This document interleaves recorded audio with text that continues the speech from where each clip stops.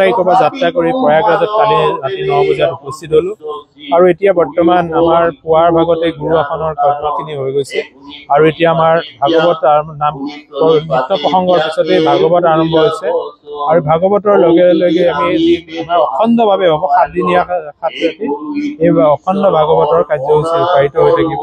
ভাগৱত এনে এভাগ শাস্ত্ৰ যি ভাগৰ গুণানুকীৰ্তন কৰি কেতিয়াও শেষ কৰা সম্ভৱ নহয়।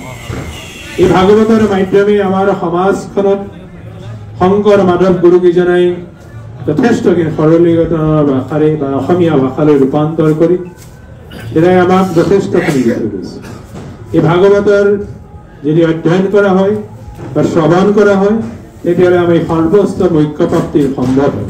साहित्य, धर्म, संस्कृति और परंपरा और ऐसे जितने भी हमारे वहाँ के अंग वस्त्र हैं ये सारे यहाँ प्रदर्शन के लिए हम लोगों ने व्यवस्था की है प्रज्ञा फाउंडेशन की तरफ से। सत्राधिकार प्रभु श्री जनार्दन देव जी गोस्वामी जी के कर कमलों के द्वारा होगा और हम सभी लोग इस क्षण के साक्षी बने।